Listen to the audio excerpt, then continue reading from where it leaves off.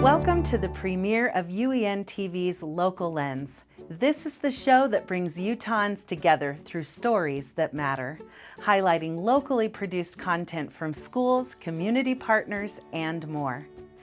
In today's episode, we have the pleasure of exploring different Utah communities, from innovative STEM education in Provo to the unexpected positive influence the paranormal has on a rural town. Let's explore Utah through a new lens. Utah's Hale Centre Theatre is a beloved local attraction, offering year-round entertainment. But behind the curtain, there's a team using STEM to create the stunning visual and lighting effects that bring each production to life. The STEM Action Center of Utah shares how the Hale Centre Theatre meets the creative minds whose talents are helping make magic on stage.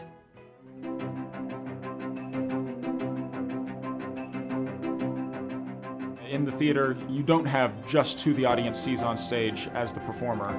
You have quite a bit more people backstage to make the entire production happen. We are constantly on the cutting edge of technology.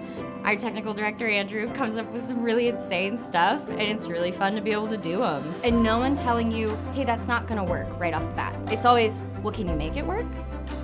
It is so important to create a world that the actors can come into and the audience can be swept away.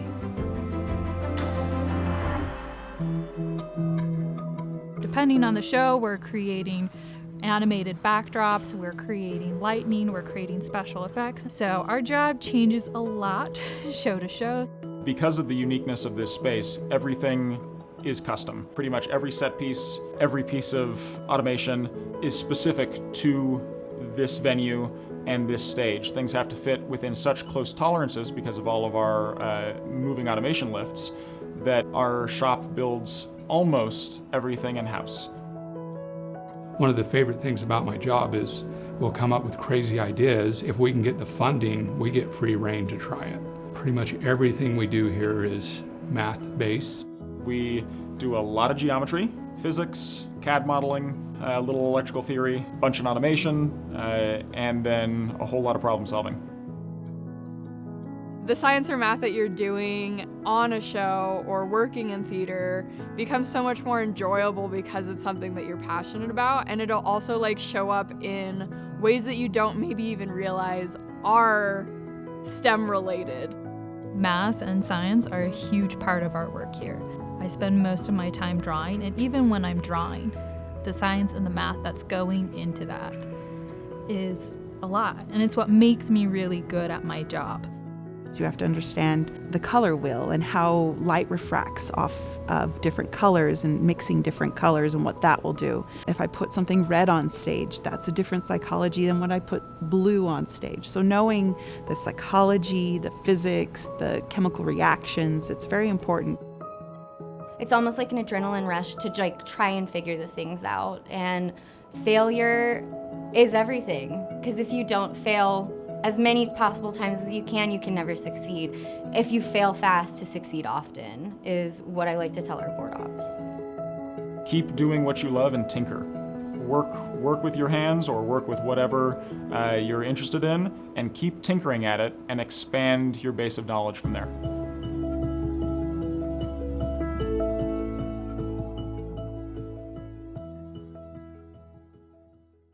Across Utah, schools are finding new ways to blend STEM and the arts, and Edgemont Elementary in Provo is a leader in this innovation.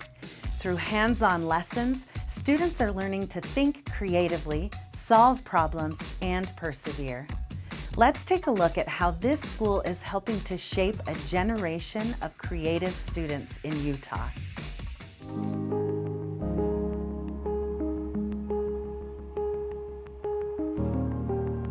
The Edgemont community has valued both STEM and the arts for a long time.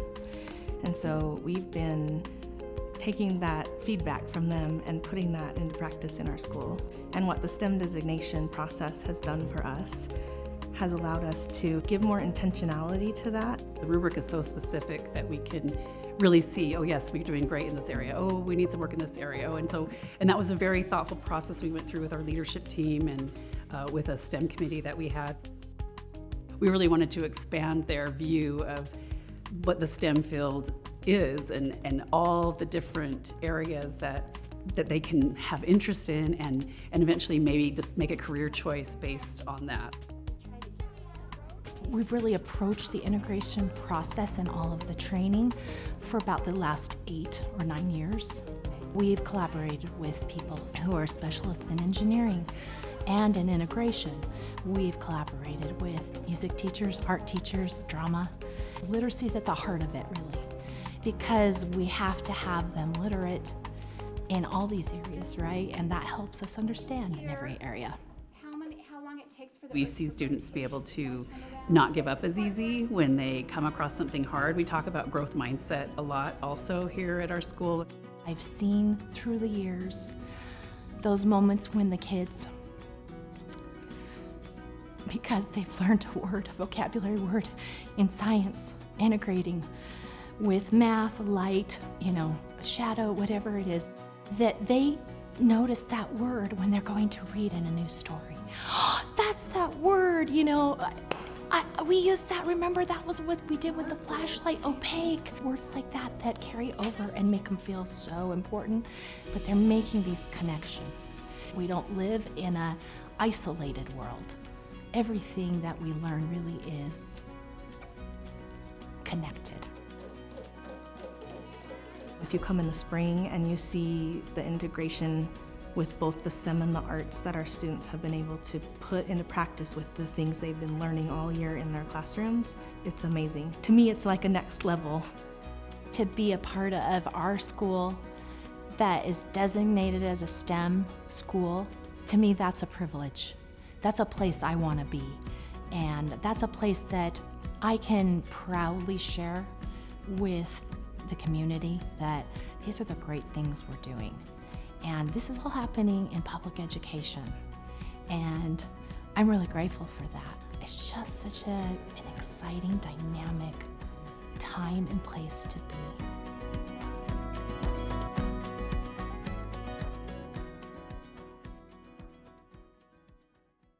Utah is now home to a new active racetrack, but it didn't happen overnight. This next segment follows the 3-year journey to build the Buckskin Hills drag strip in Vernal, Utah. Local racers and builders teamed up with Uintah County to create a space that now draws competitors from across the country, boosts outdoor recreation, and strengthens the local economy.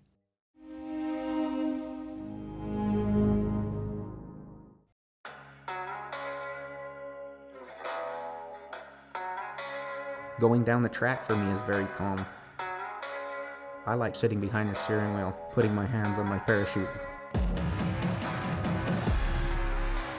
As I let go of the button and the car takes off, everything is in slow motion. It's a full-blown adrenaline rush. That's the fun part about being at the drag strip, is the adrenaline that comes with the race. So Buckskin Hills is a multi-sport facility that is located just outside of Vernal for the community's use. The facility has the ability to provide events for many different experiences. The choice is yours. The thing that we were missing at this facility was a drag strip. There's a huge need in the state of Utah for a track because there is not another track in the state. Very few in the surrounding states, and we are losing tracks every day. I hope that this sport stays alive. I would like to see it grow bigger. The great thing about Buckskin Hills is the land that they've chose to put it on. There's not houses around it, and it has actually been designed for recreational use. So for the past 3 years, we've been working on this drag strip. So one of the challenges we faced was the land was hilly, and it had a lot of fall to it. The county did a fantastic job mitigating the incline and getting the hills out of the way. It took 2.5 years of work on the facility before we could run a car down the track. The volunteers that came to help donated hundreds of hours. There's a lot of people in our small town that have stepped up to the plate, donated their time, donated equipment, donated money to make this work. So the drag strip out at Buckskin Hills is very much a county-run facility, but it has been built with the help of many people in the community. There's no way that we could have done this without their help. When I found out that they were building a track out here, I was excited. We don't have to street race no more like we used to. Street racing is bad. It's dangerous. It's real dangerous. That's one of the things that's so great about Buckskin Hills is providing a safe, controlled environment for these cars to go down, where we have that safety and those personnel that are there. One of the questions was the guardrails. I wasn't really going to let a car go down that track without guardrails. So a local company donated over $500,000 of pipe casing for our guardrails.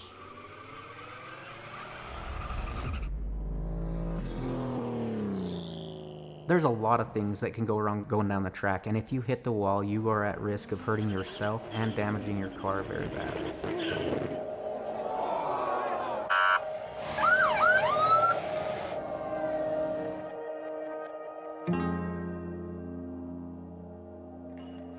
Racers want to know they're safe. It's nice that we give them a safe location to do that. The number one rule out at Buckskin Hills is safety, closely followed by the number two rule, which is to have fun.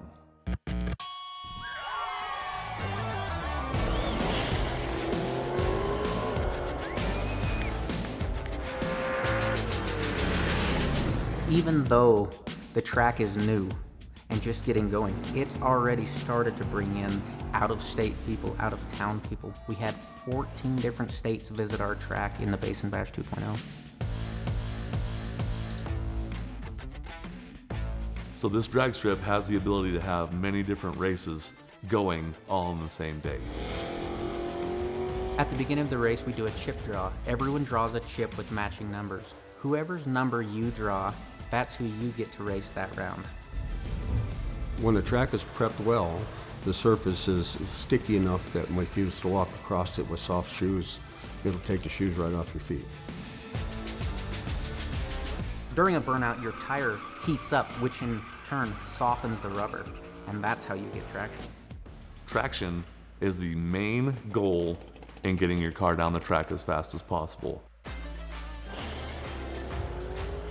So to explain a bracket race, you will have a faster car and a slower car. The slower car gets a head start, and the faster car has to catch them, and they try to be at the exact same spot at the finish line at the exact same time.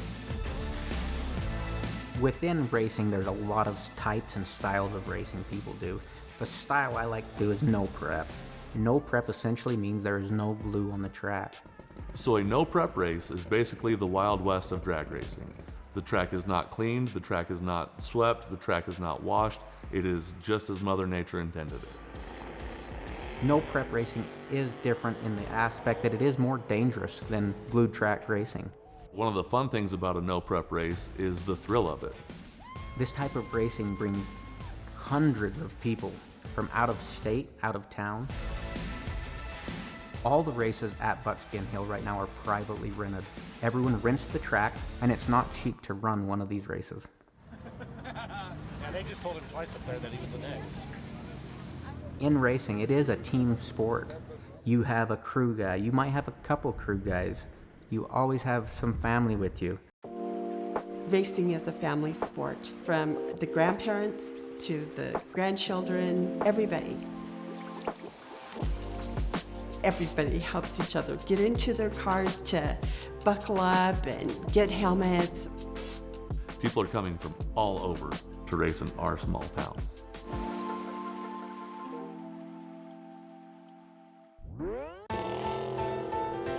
One of the exciting things at our last race is we started seeing bigger names show up. In fact, we got Limpy, the OG Cash Days guy, to come flag our race.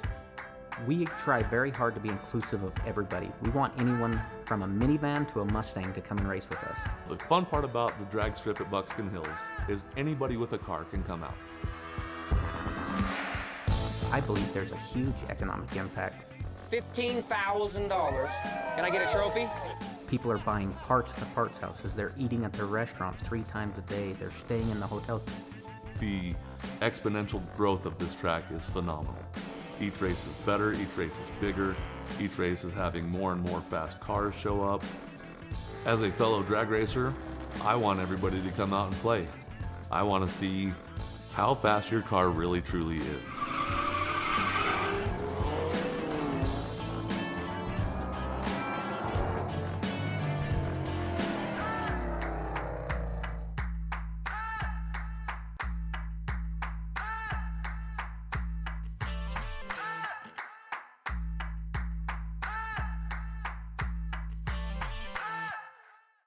Did you know that Utah's iconic spiral jetty, crafted by Robert Smithson in 1970, was built in just 6 days?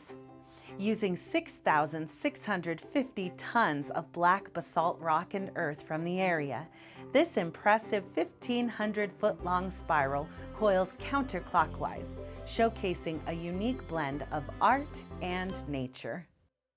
If you're a fan of the paranormal, you've probably heard of Skinwalker Ranch, featured in hit shows like The Secret of Skinwalker Ranch and Blind Frog Ranch. In this segment, local filmmakers and residents take us behind the scenes to show how they are helping to grow the film and tourism industries, bringing new energy and opportunity to the small town of Uintah Basin. A special thanks goes out to our friends at Summer Creative Agency for this next segment. Of all the places something in the universe is most likely to be watching, this pocket of the Uintah Basin, dubbed UFO Alley, is probably it. In the 1960s and 1970s, there were a lot of reports that started coming out around the Skinwalker Ranch area of strange lights in the sky and flying objects. Some people reported time differences that were strange and other weird phenomena that happened in the area. And it's all built this mythology with Skinwalker Ranch at the very center.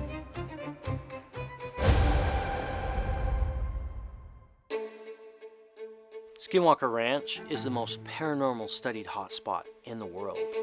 The Secret of Skinwalker Ranch is a documentary series that follows the investigative efforts of scientists and experts as we try to understand the science behind the paranormal. People resonate with what we're doing out there because we're all on that quest, to find out what else is out there. And really, what we're doing out at Skinwalker Ranch, it's a movement. I don't think any of us expected it to blow up and be the success that it is today. The Secret of Skinwalker Ranch is one of the top-rated and viewed television shows on cable television. In its first week on Netflix, The Secret of Skinwalker Ranch was in the top 10. So Eastern Utah's had several film and television productions shoot there through the years, but The Secret of Skinwalker Ranch and other shows like that have really put it on the map. Several years ago, we noticed that hundreds, if not thousands of people that love the show were coming here looking for an experience.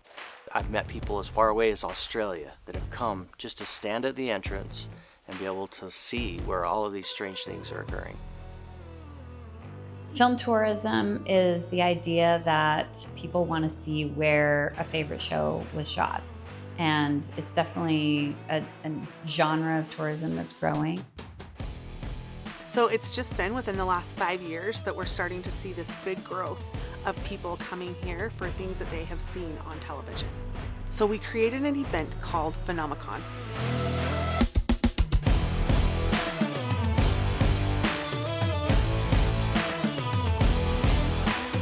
Phenomicon is a 4-day conference where fans and paranormal enthusiasts can come to Vernal from all over the world and be able to have an experience.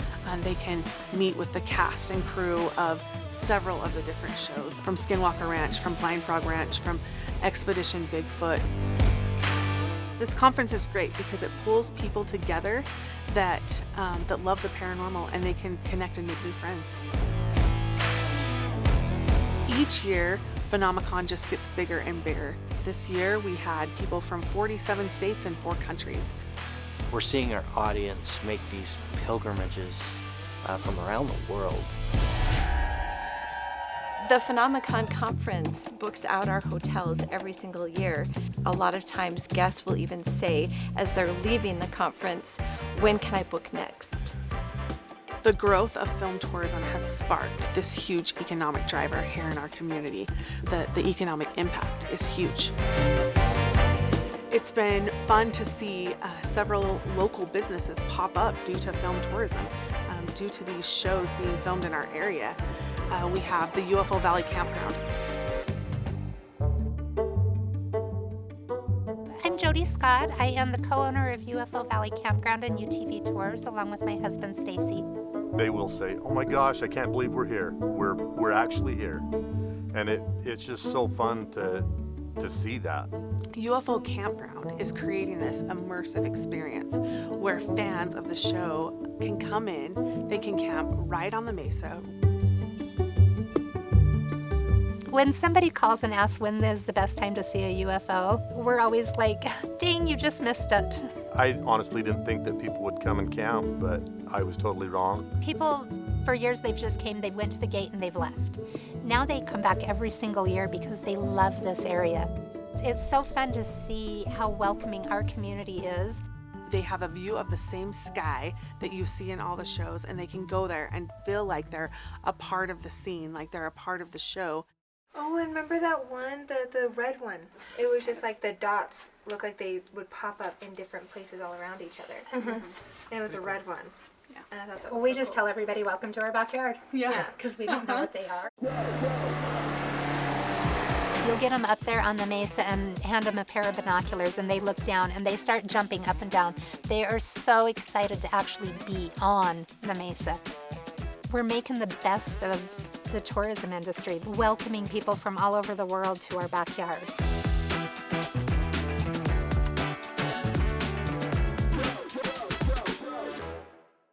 I love how Uintah County is embracing these new viewers and inviting them to their community to strengthen the local economy and really experience the town in their own way. We've really seen a growth in productions focusing on paranormal activities thanks to the success of Secret of Skinwalker Ranch. When a filming production comes to a rural county, it supercharges their economy. When you look at the size of the production for the Secret of Skinwalker Ranch, the economic impacts to a small community are massive. We're bringing in dozens of people that are staying in hotels, eating at restaurants, infusing a lot of new dollars into the community. We want to incentivize film production companies to come to our rural counties. One of our goals was to see more film production happen in rural areas and push the economic impact off the Wasatch Front. And so we created this Rural Film Incentive Program. The Rural Film Incentive has been an investment on a community level, and we see productions spend between $100,000 and $250,000 a day in these communities, and that goes right back into the residents and businesses that live there. This film incentive has had a huge economic impact on our community. We've seen it help our local businesses, our hotels, our production companies, and I just see this as being the door to more films being produced here in the area. This is such a great area to be able to film in. Really, everything that's great about Utah, you can find here right within the Uintah Basin. I think people are looking for authentic locations and authentic stories, and you're going to find those in rural Utah. The film industry isn't just coming from the outside, it's also growing here within our own community. One of the things that was important to us in the beginning, and still is today, is our ability to tell local stories. V6 Media has helped tell our local stories, from all the things to see and do here, to all the reasons why you want to relocate here, to move here, to be a part of this small town. Utah has such a rich history of filmmaking, and Eastern Utah is really adding to that legacy. Rich storytelling is deeply woven into this part of Utah, and it has been for thousands of years. It prompts one to wonder, where did we come from? what will we leave behind, and who, if anyone, is watching.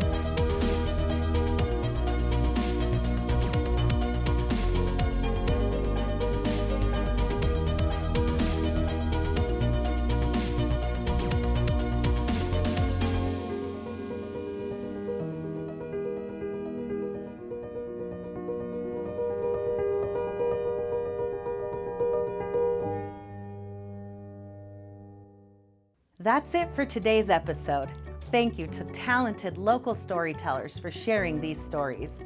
We're only getting started, so be sure to stay tuned for upcoming episodes. And don't forget to tune in tomorrow for our feature-length episode of Local Lens. Until next time.